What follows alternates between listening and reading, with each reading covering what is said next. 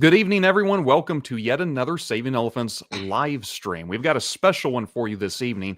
The topic on everyone's mind, of course, about the Democratic Party is what should they do in light of the 2024 election to regain power, as they're a bit on the back foot at the moment. I have with me a star-studded panel yet again, but as a special treat for tonight, I'm the only, I'm going to choose my words carefully here, I'm the only, say, avowed conservative of the group. Those other panelists here are not conservative. Whether or not they want to call themselves hardcore Marxist or something a little bit tamer, I will leave to them. But all of these are voices that will be familiar to each of you. Steve Phelps and Kent Straith, I'm only introducing them together because I meet them together usually, and we talk together on a collective podcast from this one to I was going to say, are we right? But that's not right. Why am I blanking? Leading questions. There we go with Calvin Moore. Their compatriot isn't here this evening. But thank you, gentlemen, both for being here. It's always good to pick your brains about all sorts of political matters. Glad to be picked. Yeah, glad to be here, Josh. Thank you. Will Wright, one half of the Faithful Politics podcast. I did not invite his co-host because his co-host is the one on the right. So I invited Will to participate because he is the leftist view. Is that a fair label, Will? Or are you comfortable with being called a leftist? I'm sure at some point in time in the discussion we'll define terms. So I think at this point, sure. Yeah, it's fine. I think I might just stick with my not conservative. Maybe that's a safer term to land on. And last but certainly not least, and certainly no stranger to this panel, is Mike Taylor of the aptly named The Political Mike podcast. Always good to have you, Mike. Good to see you, Josh, and thanks for having me back on. Absolutely. So this is a intentionally broad topic. I mean, there's a lot of ways in which we can narrow it. I know that there are various voices on the collective Democratic Party, from David Hogg to James Carville to Cory Booker to AOC and Bernie Sanders, that have all kind of sketched out there, here is what we ought to be doing to get back in power.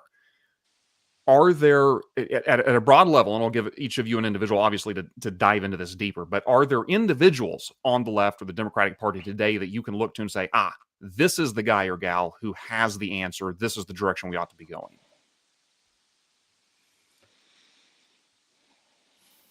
All right, you started with a tough one, Josh. I mean, I don't back foot. I don't. Should I end on that question? No, I think it's fair to say, because I don't think anyone has the answer. I think there definitely is I think the Democratic Party definitely needs to look to the next person up versus looking backwards. We've spent a lot of time venerating people who are probably deserve the veneration, whether it be Nancy Pelosi or whomever it might be. But looking at some of the younger people coming up, I think should be something we need to. We've always been a party that values, gravitas. We want smart. We love smart. We like that sort of thing. But I think we spent a lot of time trying to find that person, while passing up some very good, charismatic, younger people, just because they don't have 40 years of experience like AOC or whoever might be. And I think that while not just that one individual, we do need to be looking at who's coming up rather than who has been here for 40 or 50 years. While they may have a ton of experience and a ton of wisdom, I don't think we can deify that any further. I think we do need to look forward. Okay, I've got two names for you. Steve's already mentioned one. One is going to sound ludicrous to you, based on the fact that I before we started the show was saying that I'm not a leftist. I will say that I have been very impressed with how Congresswoman Ocasio-Cortez has been moderating in the last year. She is, whatever disagreements we might have, a phenomenal communicator. And she's far from a centrist, and she's to the left of me, but I've been very impressed with her ability to communicate with people all over the spectrum. And then, while it's kind of a cliche to say we need to look for, that we pick our presidents from among governors, the Democratic Party, I was shocked to hear, hasn't picked a governor to be their nominee in since 1992, Bill Clinton. And the person out there that I am most impressed with is Maryland Governor Wes Moore. And every single time I hear him speak or do a podcast, I think I'm reminded of how I felt the first time I heard Obama. And I think it'll just be interesting to watch what he does. He right now has very little experience. He hasn't. He's in his first term as governor, I think, coming up, and probably re-election in 26. But yeah, those are my two horses to watch. I'll jump in, Josh. I want to start the conversation. I guess even amongst fellow folks who don't subscribe openly to the right, I might say something a little controversial here by saying that I don't think that crowning a particular figure at this particular moment in time is effective. And I say that because I think that when we put our focus on a personality or an individual rather than be on the agenda that we're trying to sell, we'll make the same mistakes in 2024. I've said this on my show. I've said this to friends privately. As we're seeing book after book, of tell-all of discussions of backroom secrets and negotiations and hand-wringing that was taking place over the course of the 2024 campaign in the aftermath of the Biden-Trump debate, a lot of media consultants and pundits and political strategists and experts, to me, have drawn the wrong conclusion. And that conclusion is, well, the Democrats lost because we should have had we should have had Biden drop out earlier, and we should have had an open primary, and we should have focused all of our attention on this new, young, charismatic figure, whoever it is. If it's not Harris, someone else. I look at history as precedent here, and I say this. That wasn't the case in 1948. It wasn't the case in 52. It wasn't the case in 68. Harry Truman was projected to lose to Dewey by 4.4 points. Lyndon Johnson drops out in 1968, leaving an open contested primary. Hubert Humphrey gets the nomination amidst a chaotic convention in Chicago, and he falls short against Nixon, even though he was narrowing the margin as we got closer to November of that year. You fast forward to even 1980. Jimmy Carter was challenged against Tim Kennedy. My point is this: when precious time and resources are spent hashing out who's going to be this particular savior for us, instead of actually addressing and hitting home what we stand for and what we believe, that's precious time that is wasted. While the person we're running against is a man who not only is a convicted felon, but a man who has a well-known brand and has been on the national stage at that point for almost 10 years and did not participate in a single Republican debate and won the nomination with ease. And so I say this to say, whoever we end up with as the nominee in 2028, we have to understand that there's an agenda that takes precedent. We have to put our energy, our enthusiasm behind that agenda. And how do we do that?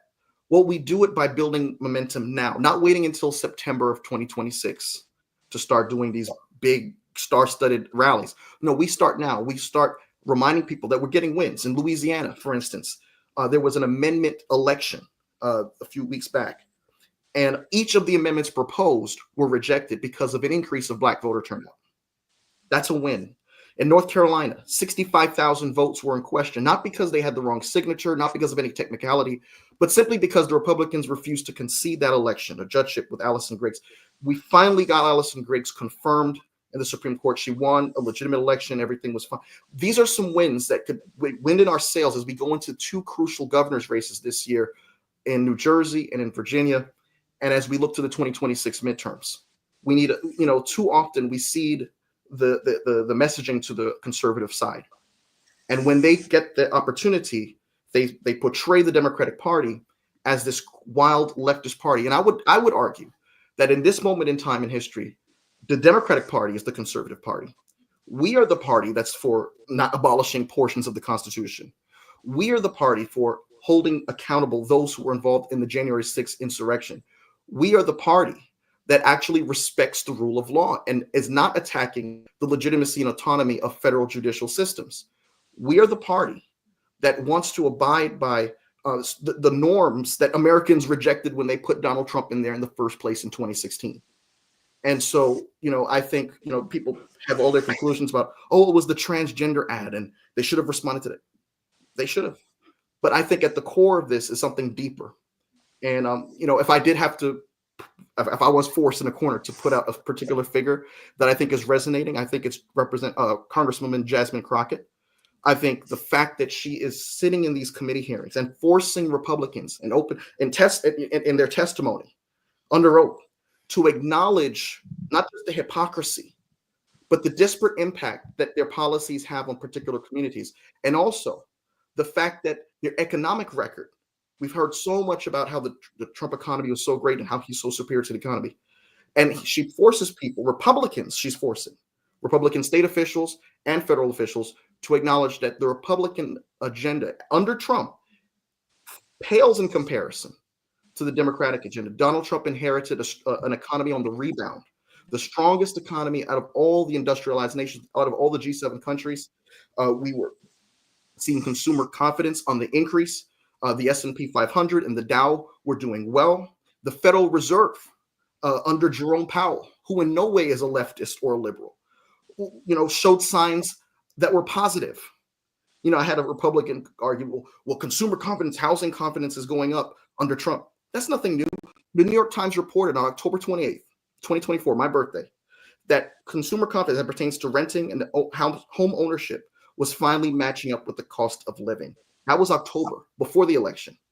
And so Democrats have an agenda that they have to focus on hitting home. They have the policy. I think what happens is Republicans win on these social issues. And I even heard Max. Let me interrupt just because I want to make sure Will has a chance to get in. I mean, I appreciate the points you're making. I'll give you an opportunity to say more on that later. I must admit, when you opened by saying you might say something a little controversial, I was terrified you were going to announce you wanted Biden for 2028. But I'm glad you didn't go down that particular route. Quick reminder to the audience. Thank you for everyone who's watching the live stream. If you will post an appropriate comment, I am more than happy to share it with the group here. We can discuss it. If you have a question, feel free to post that and we will discuss that here live. But Will, I want to get your take on this opening question. Can you repeat the opening question again? Well, it was possibly a little unfair. I had given a list of names, and those are, not the names you have to pick from. But I'm just wondering, are there individuals on the left in the Democratic Party that you can point to and say, I think that's the person who probably has some sort of a solution as to how we collectively can move forward here? Yeah, well, for starters, like I live in Virginia, and currently Abigail Spanberger is running for governor. Against Winsome Sears, who's pretty Trumpy. I was fortunate to have Abigail Spanberger on our show, and I got to tell you, like she's like the real deal Democrat that can win the White House because she's smart. She's pro law enforcement. My co-host is a conservative, and he's told me he would vote for her for governor. And his dad, who, like, mind you, both of these are conservative pastors, are like his dad actually voted for her because she was a representative in his district. So, like, she's a person that's kind of flying under the radar that I think is probably going to be, at the top of a ticket at some point in time. The other person. Well, wouldn't you say it's fine, I think, to say at some point, but are you talking about 2028? Because it seems unlikely that somebody could get elected governor in Virginia and then immediately go on the road to run for president. Well, so Virginia is kind of weird. So in Virginia, you can't run consecutive governorships. So you can only run one term. So, the election's, what is this, 25? I mean, sure, like she could theoretically be governor for 2 years and then run for president. Mm-hmm. It wouldn't be a crazy thought, but I think you're right. Like, I think that knowing what I know about her, she probably would want to finish at least her term and then consider running. But the other name I want to throw out there now is one that somebody mentioned earlier, is David Hogg. I always get his Hogg. The second G is silent. Is it? Okay. I was pronouncing the second one. That's what the problem was. No, but he is, he's in leadership. And he had some controversial idea to basically primary other Democrats and was like eaten alive. And like, I'm probably not smart enough to really like opine on the wisdom of that strategy or not, but it's new and it's novel. And I think that's what the Democrat Party is really, really needs right now, because I think isn't that strategy. It's funny you should say he's in leadership. Isn't that kind of on the clock? Because aren't they voting to get rid of him like now? Yeah, I don't know when this is going to be released. Oh, it's live stream, but yeah, I'll look it up here. Maybe he's gone. We'll bouncing off what you said there, because this reminds me of Steve when he made the comment earlier about. Actually, I think Steve and Kent maybe both mentioned AOC in terms of a younger individual, more energy in. Now, look, I'm going to roll the clock back here just a little bit, because I don't think there's too many voices in the Democratic Party today saying Bernie Sanders our guy for 2028 or the new leader. But it wasn't that long ago Bernie Sanders would have also been considered something new, even when he was pretty dang old. So I guess I'm kind of curious. Like, I don't think it's age. I don't think age is the issue. That's exactly what I'm asking. Like, what exactly is that? Because obviously we can name some younger people, and energy and the charisma has some sort of effect. But I say that because Will's talking about, hey, David Hoggie's got a new direction here. And gosh, that's a whole can of worms, because there's a James Carville ate him alive, and a lot of the other Democrats did not care for his particular strategy. But what certainly just newness, novelty, and charisma is not all it takes. What exactly is it you mean when you say something new? Well, I think it's so I'm gonna disagree with Mike just a little bit, respectfully. That I think charisma is a big deal. Since television, since 1960, since television became a central figure in presidential races and every other kind of race, typically the most charismatic person wins. Now, they may not be a charismatic individual on their own, but when put up against George H.W. Bush was not a fun guy to party, but against Michael Dukakis, well, he was a hoot. So there is something to be said about a salesman for your agenda, because an agenda without a good salesperson is just a great idea. But having a Bill Clinton, a Barack Obama be able to sell that. I mean, Donald Trump, whether you like him or not, is very charismatic, right? For the people that are into him, love him. Okay. And so you do need a salesperson. Now, that doesn't have to be a young 25, well, not the 25-year-olds can run for president, but it doesn't have to be a young individual necessarily, but they have to have a new way of selling the idea. They have to have a different way of promoting the agenda, because having a great agenda behind a person who's just, I loved Elizabeth Warren, but I thought she was going to run into trouble when it came to the generals, because while being brilliant and having some wonderful ideas, newer ideas, right, despite age, right, some newer ideas, I didn't feel she had the ability to sell those ideas. So I think, and that's kind of what I was just saying earlier, is that the Democratic Party have always valued, smart. We like smart.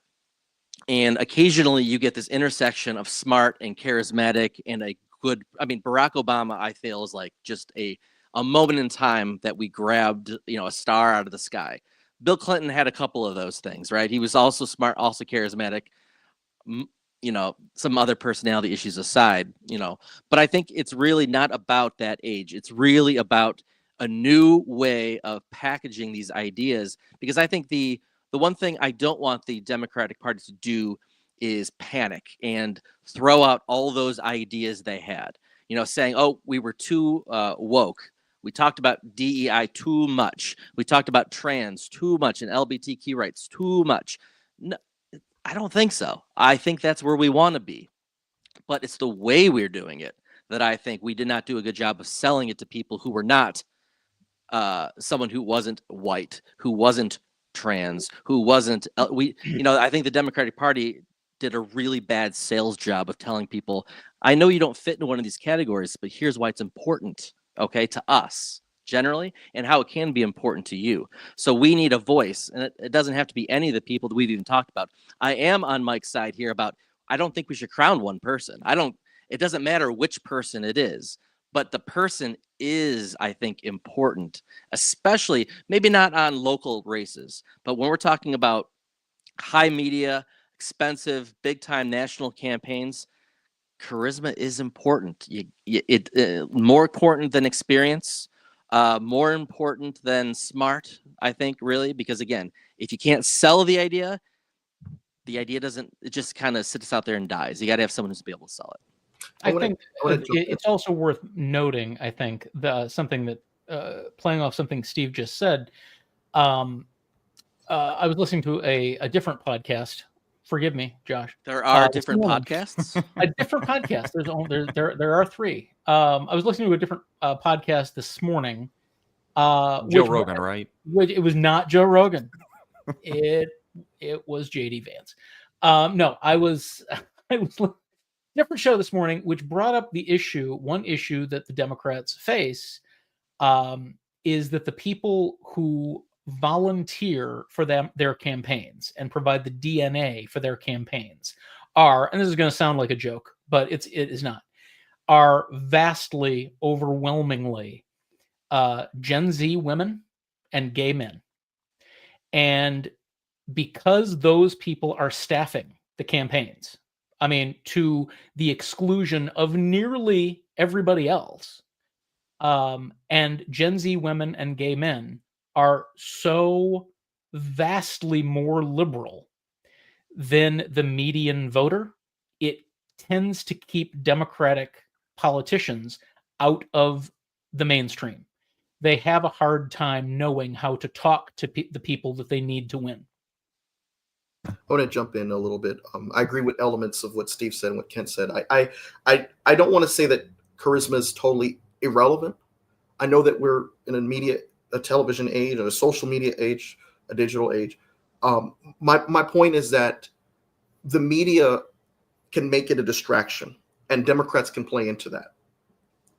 And when you go back in time to 2015, if you would have told me that Bernie Sanders would have been the candidate that the colorful haired barista at Starbucks is going for, I would have been like, what in the world? Like how does that work out? What does she have in common with this cranky, seemingly, very old, uptight guy? But my point is that the agenda is what really is the most motivating factor here. And when I said Jasmine Crockett, I really meant in terms of a messenger right now, not in terms of a presidential candidate. If I had to pick a presidential candidate, to be honest with you, it would be Andy Bashir, a guy who ran in a ruby red state that went for Trump by double-digit margins in 2016, in 2020, and in 24. Somebody who is unapologetically progressive, but someone that you want to see behind the podium if there's, God forbid, a tornado or natural disaster. Someone who looks like he's steady behind the wheel. Someone who looks like they could be an effective messenger. And look, charisma is important. You cited the history. I remember 2000 with the Bush versus Al Gore debates. And there was a moment in that debate where Al Gore kind of comes up and walks up to Bush, testing him, and Bush kind of checks him up and down.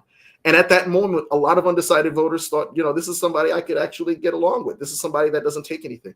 But what I'm saying is that the media in this age is so hungry for, the replication of Obama, forgetting the fact that Obama is a once-in-a-generation figure. And we can get into that kind of mindset too, looking for the next shiny object, when we need to be focused on actually selling to people what we're actually for. David Frost and Chris Murphy were with my friend Anderson Clayton, the DNC chair in North Carolina, a few weeks back. And David Frost said something that stuck with me that I disagreed with. I love David Frost, but he said something I disagreed with. He said, "I'm sorry you were lied to." I was like, y'all weren't lied to. You weren't lied to at all. They had Project 2025 detailing what they were going to do. So I think the messaging should be more so you misplaced your trust yet again, and he betrayed your trust, similar to how Clinton was targeting Bush with the read my lips, no new taxes pledge. Bush betrayed our trust. He raised our taxes. That was the ad in 92 going around. If we have that kind of ad going around, Trump betrayed your trust. You gave him another chance. You overlooked something that you knew was wrong, January 6th. The majority of Americans know January 6th was wrong. They disagree with the pardons he's giving them.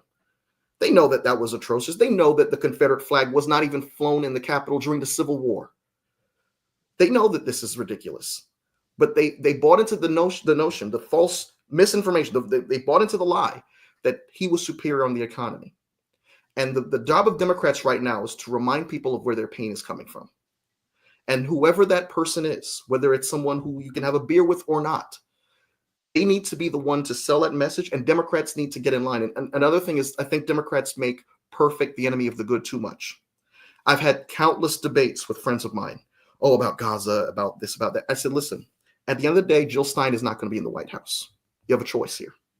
There are two options. And we make choices like this every day. Am I going to take this route to work, even though there's traffic, or am I going to go through here? I wanted to go to Starbucks on this route, but hey, there's traffic and I'll be late. So we make these choices every day. But when it comes down to the most fundamental choice as a citizen, who's going to be in charge of the executive branch, we all of a sudden want perfection.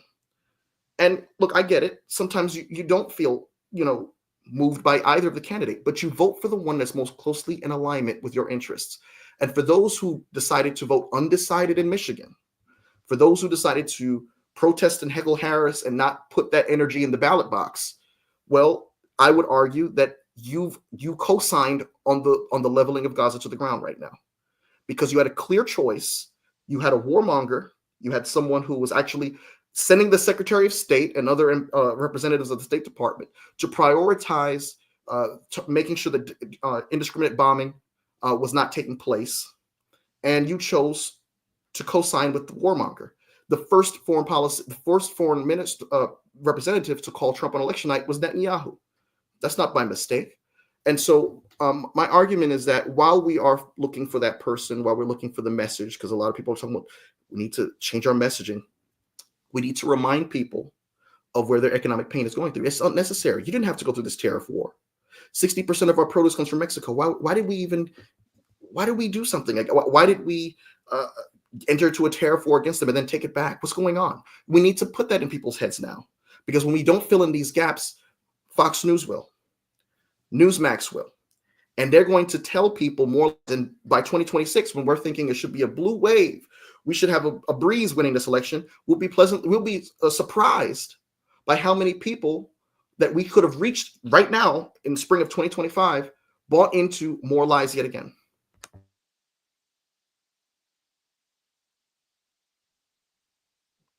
Oh, sorry, I was muted there. And Will, I certainly want to hear your thoughts if you have any at the moment, but I wanted to add to that if you want to respond to this too. I think I know the answer already, but just curious. Steve, you pretty much said as much. Do the Democrats have an agenda problem or a messaging problem, or both? If you could change one of those two things, you're cool with the agenda, or nope, the agenda actually needs to be adjusted because it's not actually conducive to what the American people want. I'll try to answer that and then also tie in what I was going to say, because I think the Democrats' problem is deeper than that.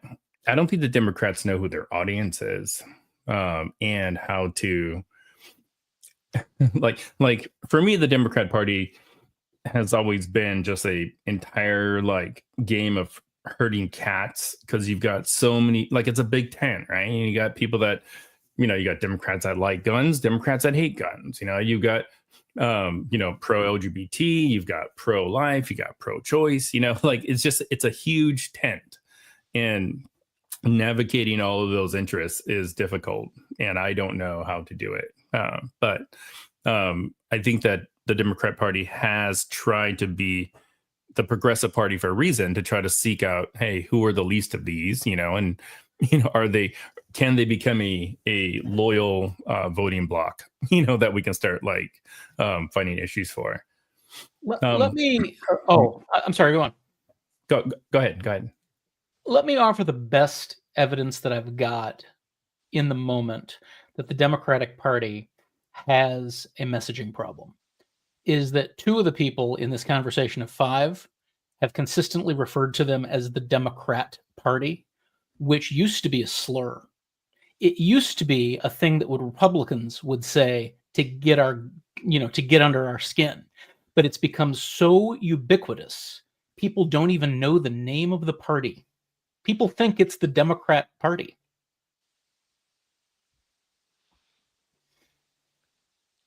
So, Will, were you all set before I jump in? Yeah, probably, because I mean, there are some rabbit holes that I could tie, like the Netanyahu comment earlier, because I mean, my entire podcast is about faith and politics, so like there are some pretty wild ones we can go down, but I'll save the rabbit hole until you all have had a chance, and if there's an interest, we'll dive. So, Josh, I'll expand on what I was saying. You're right. Okay. I do believe it's the message. I like the positions. I think the messenger is not doing a very good job of sharing the message. But I will say this though about the agenda. I do think it needs to be simplified. I will say that it's not cohesive. It's way too complicated. And if we have a 30-second elevator ride, I couldn't get to everything. And so I really do think if we're going to boil it down, because I think I'm going to take the position throughout this conversation of politics is a sales job. You have a product to sell and you need to be good at selling it. Well, the first thing you need to be able to do if you're going to sell a product is describe the product, but not take 15 minutes. Okay. You need to be able to get it down to 3 or 4 sound bites. And they have to represent all of those things that are important. So I'm not saying you're going to cut out things they're not easy to sell. I'm not saying that at all. But I do think that we do need to, as a party, simplify the message without cutting the quality, and then be able to go out there and sell it to people. And that's where the messenger comes in. That's where the charismatic messenger comes in. But I do agree with Mike wholeheartedly. You got to have a good message. The message is no good without a messenger to sell it, but the messenger is no good without a message to sell.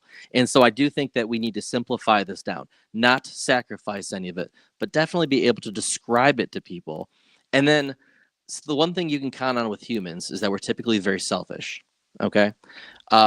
Typically, until it affects your life, you have a little room for it, right? And the times that you do want to go sell something because you're a bleeding heart, one of those bleeding heart liberals, right? It's because you feel guilty not being. Okay? So I think that we need to do a good job of telling somebody who doesn't know anyone in the LGBTQ community why it's important that we look after people in that community. Why people who have Palestinian heritage, why it's important to look after the people in Gaza. We need to be able to tell somebody who is maybe in a rural area, a white farmer in Nebraska, why it is important to have diversity and inclusion, why it's important for them. Okay. And so I think we need to keep all of that, but we need to do a better job of selling that. And that starts with simplifying it down so that we can do it in that 30-second elevator pitch. Because if you can't do it, people are going to lose. That's the other thing you can count on, right? People are selfish and people are impatient. Yeah. So, Steve, let me follow up with that right quick, because I'm a believer that there is a point in which the message can affect the agenda, or rather, it's not just a question of is the message or the agenda right or wrong. It's like, well, what is the message about? Because that can actually have an impact on what the agenda itself is. Bernie Sanders and AOC are very fond of talking about the billionaire class. That's not a message I necessarily hear from all Democratic, governors or senators say.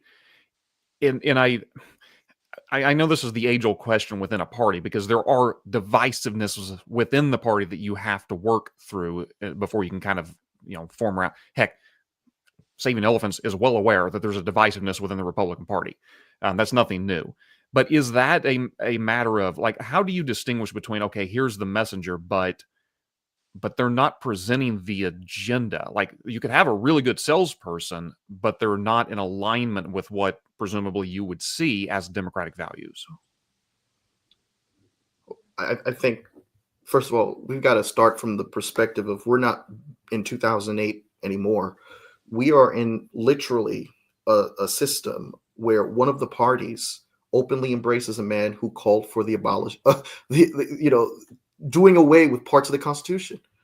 And so I think understanding that, we're not going to have, this temptation to appear as moderate and likable as possible. And look, I understand it. I understand politics, right? I understand that based on your geographic location and your constituency, you can't be as progressive as somebody from New York, right? You have to know your audience, just like Will was mentioning. But I think that starting from economic populism, like you're alluding to, Josh, is something that is effective. I think that there's no question that that's going to be a huge turnout for voters. And that's why Steve Bannon said that in 2028, after he's talking about nonsense about Donald Trump running for a third term, said that if we are running against a Democratic Party that has embraced economic populism, then we'll have a real fight on our hands. And so there's a reason why people in ruby red states like Idaho are flocking by the thousands to the Stop Oligarchy tour that Bernie Sanders and Alexandria Ocasio-Cortez are hosting. Is because many people understand and they understand this message that there are people benefiting from my pain. There are people getting a ride on my expense. And that should have been sold by the Democratic Party. Why? Because we're currently still under the Trump tax code. The Trump tax code, signed by the Tax Cuts and Jobs Act, expires this year, and they're looking to enact another tax law that's, independent economists say, will add trillions of dollars to our deficit. And the Democrats had to your point, Steve, about messaging, the Democrats, I think, allow real time to go by with that messaging not taking place. Real time goes by when we get teed up opportunities to actually articulate why people are feeling the way they're feeling and who's to blame. And we let it go by because we're too busy trying to talk about something vague like an opportunity economy. Look, I think Kamala Harris was a great candidate, but when people listen to phrases like opportunity economy, it sounds vague.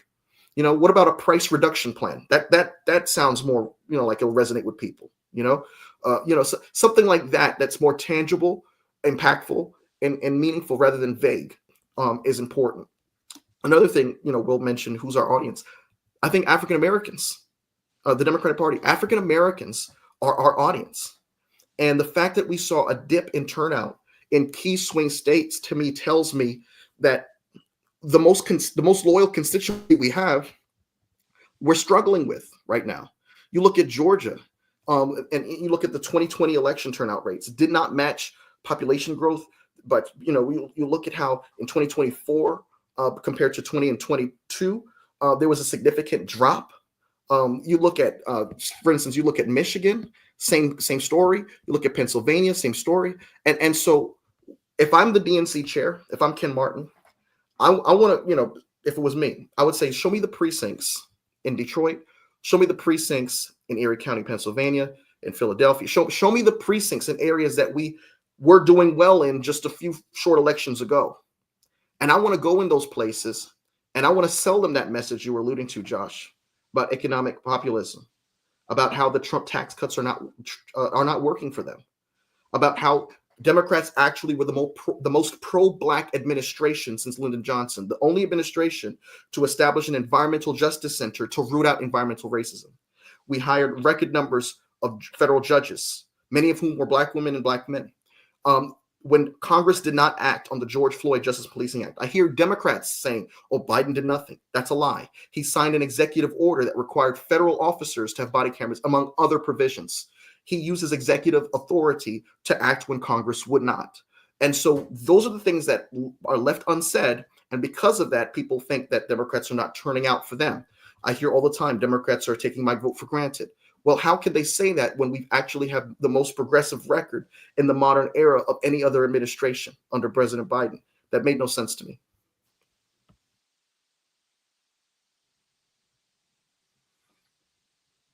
Well, I'll tell you what, in the lull, I'll throw another topic out there, and if anybody wants to feed off of what we're talking about now, that's fine too. But in a relatively recent podcast I was listening to, I cannot remember what the podcast was, but the guest was Sarah Longwell of The Bulwark. And she does a lot of... Is it safe to say it wasn't The Bulwark? It was not The Bulwark, Not yes. Bulwark, She's often on The Bulwark podcast, but it was not this one. Actually, I think it was Barry Wise's podcast, if I remember correctly. But Sarah Longwell is interesting. Whether or not you care for her views or not, I have always admired the focus group she does. That's a lot of what she does. She assembles a lot of people from the left and the right to try to truly dig into, okay, what do they actually believe? And she was essentially saying, because I think Barry Wise was asking her, okay, are Democrats mostly pro, say, like Bernie Sanders AOC and the why am I blanking here, Mike? You called the anti-oligarchy tour? The Fight Oligarchy Tour? Yeah. Fight Oligarchy Tour. Okay, I figured something. I know I had a word wrong in there. They're anti-oligarchs as well. I mean, to be fair. Right. Is that what resonates the most with Democrats, or is it more someone, a bit more moderate, say? And what Sarah responded was, it's neither. It's neither the progressive, the moderate, the radical, the leftist, the centrist. Says really what she has found resonates the most with Democrats is whoever's perceived as being aggressive. And so for that reason, Cory Booker gets acolytes for essentially trying to filibuster. For that reason, Chuck Schumer is shamed because he's seen as someone who is simply not aggressive enough. I'm just curious, is that a statement you would agree with? Like, is there a sort of, look, I'm not concerned with whether or not this person's a far to the left or the center. It's, are they demonstrating that they're willing to fight the Republican Party? I think there's an element to that. I mean, I think it's now what fighting looks like is different, right? I'm not looking for someone who's going to yell and scream. I think Cory Booker is fun. So I don't know if any of you are NCAA basketball people, but Cory Booker is my University of Kansas. Every year I get excited about Kansas. Every year I'd have them going far in the finals and the NCAAs, and every year Kansas would lose in the second round to some Ivy League school. Cory Booker is that for me. I've liked Cory Booker for a long time, yet I always feel like he runs out of fuel in when it comes time for Cory Booker is constantly better on paper. I've been kind of hoping when he did his filibuster that this was a new fire lit beneath him, and that he might emerge this time around as the guy I was hoping he would be a couple of years back. And that's to be seen. I don't know if that's going to be the way it is going to be. I like Cory Booker, and I hope he does that. But I think Josh, what you're saying is we want somebody who's going to fight. Yes, because oligarch. I'm on the record. I'm against oligarchs, sure, but I'm not obsessed with getting rid of the billionaire class. To me, it's what it represents is the problem, not the fact that there happen to be people with $1 billion, right? That's not the problem. The problem is that there's people who are going without, not the fact that there's people with plenty, right? And so, I want somebody who's going to step up, who's going to say something. Cortez, that is something that resonates with people like me, is that she's willing to get out there and speak and do so very well. Now, it doesn't have to be her. It could be Booker. It could be one of many other people. But to be assertive, to be strong, and to do so without looking like you're flailing, I think is the big thing, because you can go out there and scream on the street corner. That doesn't make you strong. That makes you look crazy. So it's got to be somebody with a message that they can articulate. Do so assertively. I think that's maybe the word. Can they be assertive? Because that is, deep down, we want someone who's strong. We want someone who's going to stand up, and being assertive, like a Cortez, like a Jasmine Crockett, like Bernie Sanders has been. We want someone who's going to do that, because if you're not going to stand up and fight for me, well, then what are you doing for me then? I agree with Steve. I think, I was thinking back as you were talking, Steve, to a discussion I had with Chris Matthews on my platform before the election. This was the latest episode I had with Chris Matthews, and he he's from Philadelphia. He knows the Commonwealth very well. He knows it. It's like the back of his hand. And I asked him, this was shortly after the DNC convention, how he thinks Harris would fare well with folks like his family in the western part of the state, where you see just Trump sign after Trump sign after Trump sign. And he said, to be honest with you, she has to play the prosecutor and she has to toe the middle so much that they'll be willing to give her a shot, because if she's seen as aggressive, if she's seen as too loud or too headstrong or too liberal, it's going to be too much for them. And he said that. He admitted that. My point in bringing that up is, I think, I would love to see someone like a Jasmine Crockett, AOC, Cory Booker, or anyone else. My fear is that I just can't trust America to be able to put that in shortly after we just had our first African-American president. And I know this is uncomfortable to talk about, but if we're being candid and real about, the state of the country in 2025, looking down an election 3 years down the road, I would rather have someone like an Andy Bashir that I can have a little bit more confidence in other people, including so-called moderate Democrats, being willing to get behind, who has more leeway than someone like a Jasmine Crockett to be progressive, to be that messenger, to be aggressive, to go after JD Vance or Trump if he tries to bypass the 22nd Amendment, or whoever they put out there. I'm more confident in our chances with someone like that, a vanilla flavored candidate who has more leeway, more freedom to be as liberal as can be, and rally around a large amount of support behind him, than someone who's a woman, than someone who's of color, or a member of the LGBTQ plus community. And as sad and as bad as that may sound, I just think that's just a pragmatic way of looking at where we are. And I think it comes down to, even going back to the earlier question, how bad do we want to win? Do we want to feel good, or do we want to win? And I think that the Republicans, for their credit, they got behind their felon, and they told you he's going to be the law and order candidate. They got behind a guy who, the media, they give him pass after pass when he shows signs of senility. He thought Nancy Pelosi was Nikki Haley 1 minute. He called Obama Biden the next. He didn't even know he was campaigning in Sioux City, Iowa. So, they fall in line, young and old, because they understand that federal judges are at stake. They understand that pro-life policies are at stake. They understand their tax cuts are at stake, what they think are their tax cuts, really Elon Musk's tax cuts. But, they get in line for whatever, all the criticism you want to give them. And Trump himself said in an interview, they did sign up for this. I think it was Lester Holt who questioned him, or someone at NBC, what do you say to people who said they didn't sign up for all of this? He said, actually, they did sign up for this. And I said, you know what? A broken clock is right twice a day. He's actually right. I just want to add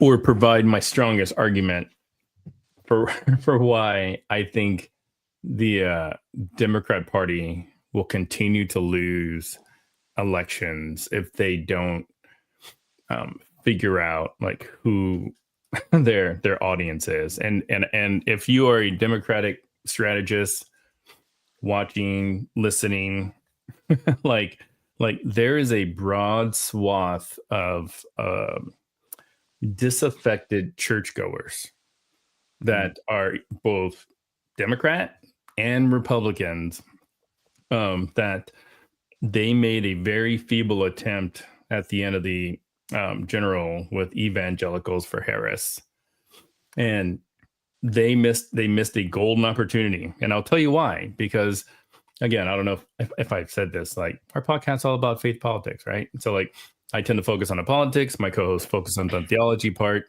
There's a lot of the stuff that we talk about that meet in the middle, like the Christian nationalism stuff. But this Christian nationalist movement can explain about 90% of the issues of like the stuff we've talked about here. DEI, school vouchers. Yeah, that all came about because of like angry white evangelical Christians are upset about Brown v. Board education. Like, so they created these vouchers so that way they can like keep doing their racism, you know? So like that there's a line you can draw from just about all these different like things that we've all talked about here. That's tied into this Christian nationalism movement. I mean, there's like a whole playbook. Like just Google Project Blitz. It's like a Christian nationalist like playbook that you used to actually be able to like download online, and it talked about using states as little like laboratories to test out Christian nationalist agendas. Like start first by trying to get like, you know, God bless America on license plates, and then start with 10 commandments, and then try to get like Bible readings into like public libraries, and then school vouchers. I mean, there's like a whole thing. Anyways, I say all that to say, when the Evangelicals for Harris movement came about, some of the like country's top theologians, experts on Christian nationalism, experts on like white evangelical racism, like these were people that were out there holding signs, like they were getting on board. And I know that because like, but again, like we've had all these people on our show. But then like after the election, it's like they're all gone. Like there's a caucus right now. Like it's led by Congressman Jared Huffman. It's the Free Thought Caucus. And it's entirely comprised of people that care about religious liberty. When we went to me and my co-host went to an Americans United for Separation Church and State summit up in DC recently. They played the clip of Cory Booker. And the only reason that the part they played was the part where he was quoting scripture. Like, and the entire crowd was like, yeah, you know, like, so there's a hunger out there.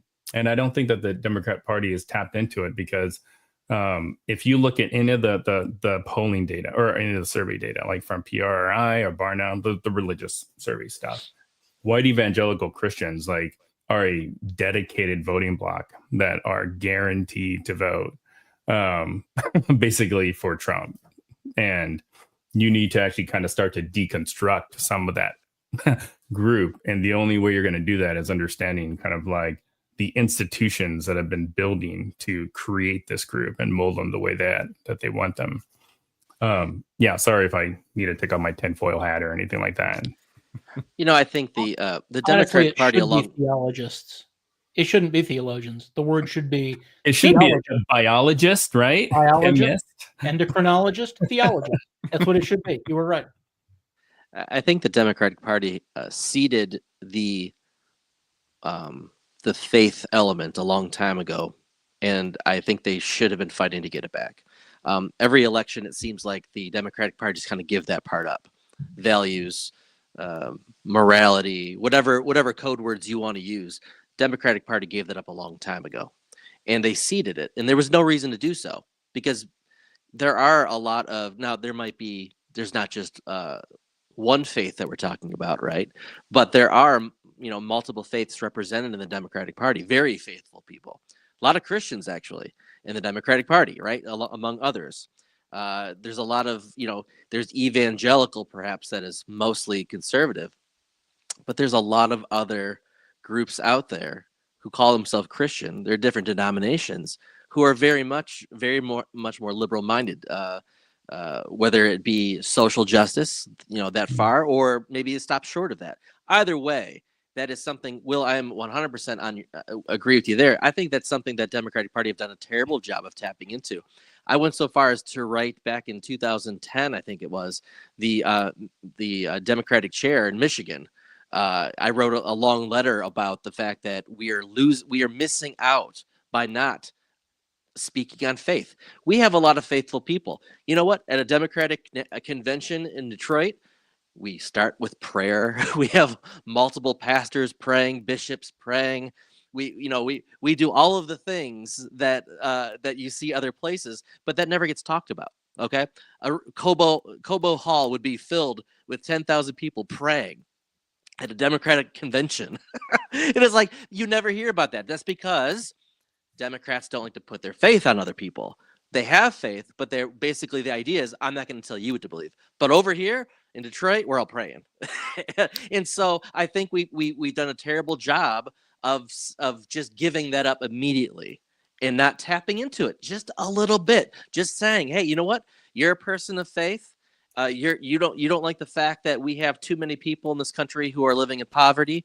You don't like the fact that too many people are being deported. The least of these are not being taken care of. You're looking for an outlet. You don't have to go looking at Trump. We've got someone on our side who's going to say that stuff out loud. We should be that party, because you know what? If 83% of evangelical Christians voted for Trump, you know what? If we can peel off some of the people that may not be evangelicals, the last election, Trump didn't get more votes. Kamala Harris got less votes.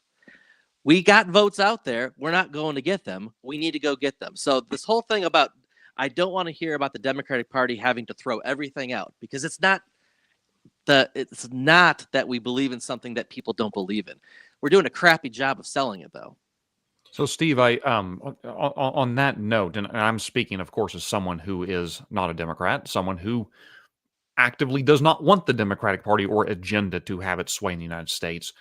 But I think we'd be better off if there wasn't a, say, religious and non-religious party in the U.S. It was Irving Kristol, the godfather of neoconservatism. I think it was in the 1960s. He sort of said, both parties had pretty much an equal share of religious affiliation, if you will, up until about the 1960s, and that began to change.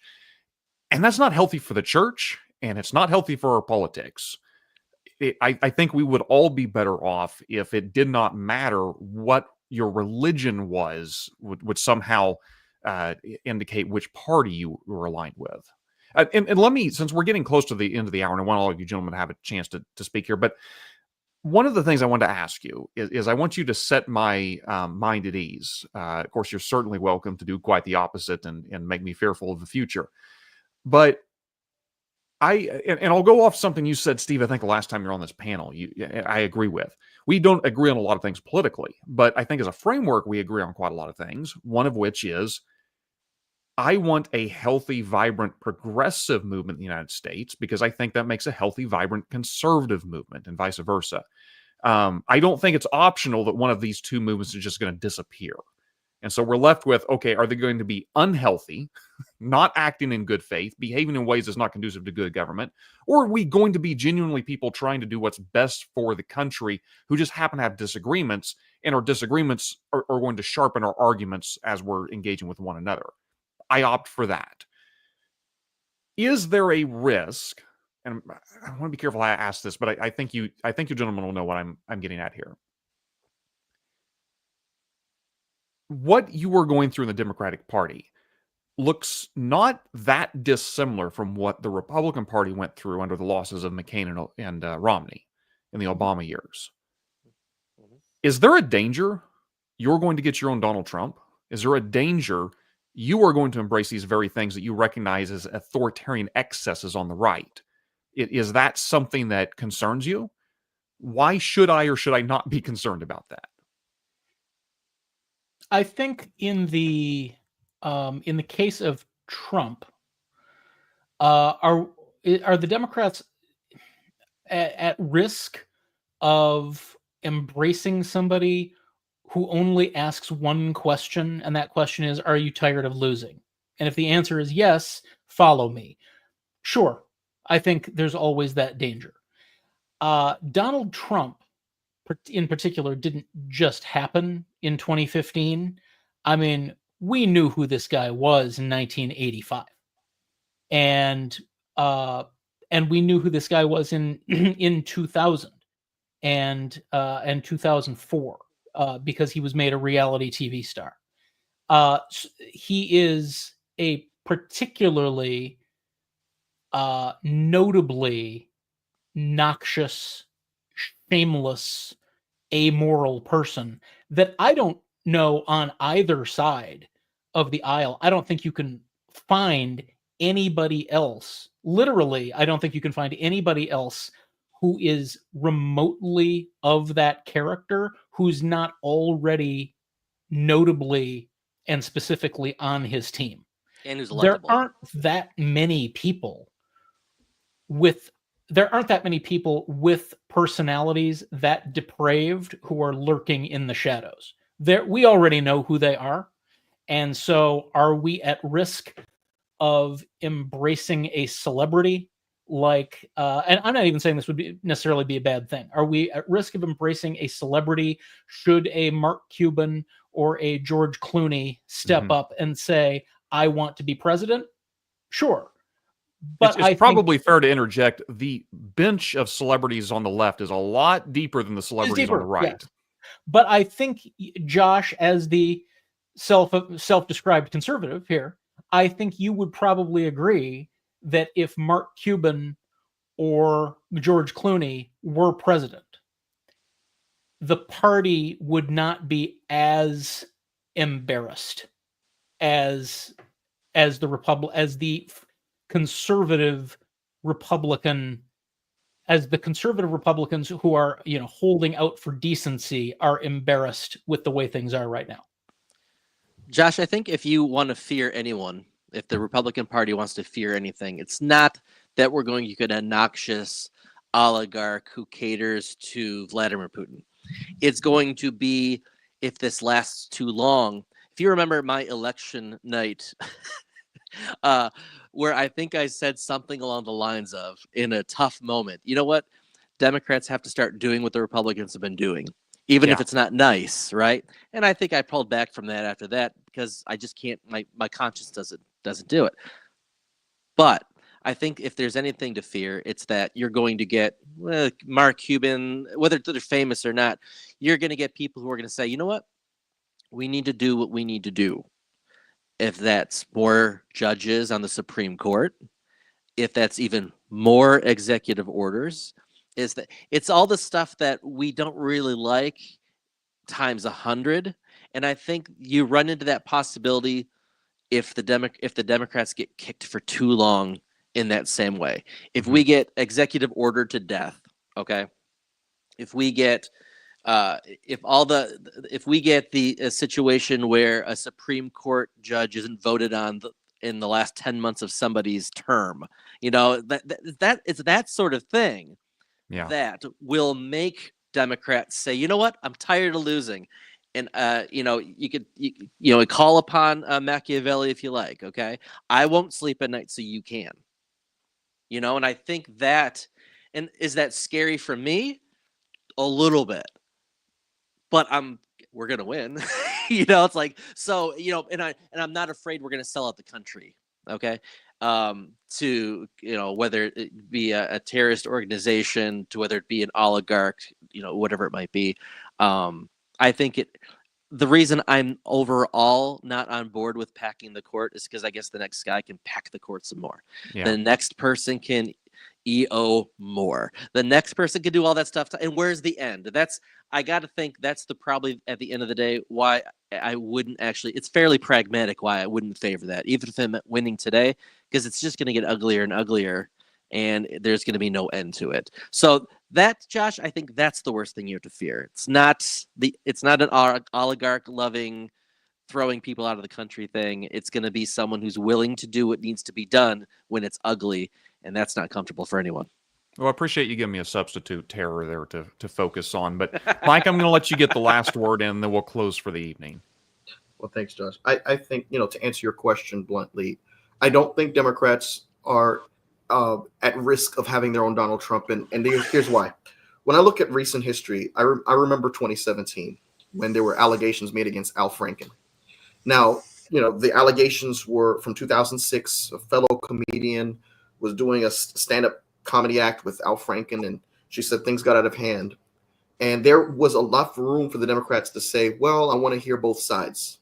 Same way how Republicans treated Roy Moore at the same time period, until things just got out of control, where there was just like, you know what, just let them have it, right? We'll get them next time. But I see moment after moment, whether it's Al Franken ousting him immediately, whether it is how they treated Andrew Cuomo when there were accusations made against him. You see the Democratic Party falling in line to hold their own accountable to a degree, let's face it, that I have not seen on the right. In fact, when people on the right do step out, like a Liz Cheney, like a Mitt Romney, like a Jeff Flake, they have no political future. They either get primaried out of office if they have the courage to stay like Liz Cheney, or they say, I'm going to resign, by the way, Trump is wrong. And then they exit front stage. And so being that Donald Trump rose to prominence on a lie, the birther issue, being that he's not being held accountable, and I'm not seeing the level of embrace of the outright racism that Donald Trump represents. And I know that might upset people. But after this, I mean, I just feel like the era of plausible deniability is over. You know, when you have a segment of the population that's openly embracing you with the Confederate flag, and you're not avowing them, and it's kind of like you're twisting your arm to disavow David Duke. You know, you gotta come to grips here. And I'm not saying that everyone who supports him is like that, but I'm saying that that's not a canceling factor for them. And I don't see that level of degree on the Democratic side. I do agree with Steve that if we do have someone who rises to prominence as a disruptor, they're going to do it from the perspective of trying to, expand the Supreme Court, or do something to kind of like give Democrats or liberals their dreams through the system itself. I still see Democrats trying to hold on to a system, trying to hold on to the unspoken rules that the Republican Party threw out the window in November of 2016. And I for that reason, it gives me concern, but it also, going back to the question, who's the Democratic Party's audience? I think it's interesting because even with the younger voters, you're starting to see them move more to the left. The older ones are the ones that are voting for the folks like Biden, and I said this before, Biden didn't become the nominee because he was the sexiest speaker. We wanted who actually can go toe to toe and peel off some of the people that voted for Trump, knowing that he was, the way he was. I think in addition to that, the fact that, going back to the evangelical argument, I loved the points you made, Steve, because I've said this before, the DNC party, the DNC organization in North Carolina spent too much time in the West, and they left the whole Southeast region where I'm from unattended. And as a result, there were a lot of Black voters who went to church every Sunday who just did not turn out. And those people need to be, pulled off the couch, and you need to go and visit them where they are. And so as we're ending this, I think that that's one of the recommendations I would make, as the question, the overall arching theme of tonight was, where do we go from here as an opposition party? That's where we go. We go to the places where Republicans don't want to go, where they're not having town hall meetings because they're being shouted out of their halls by their own constituents. Good news for All right, Andrew guys. Cuomo stands, though, because my boy is back. He's going to be mayor of New York, and you know what? Assault allegations be damned. Well, on that note, guys, I appreciate your insights. I appreciate the conversation. It's always good to have you on. And thank you for everyone that joined us on this live stream. We will see you guys next time. Thanks, Josh.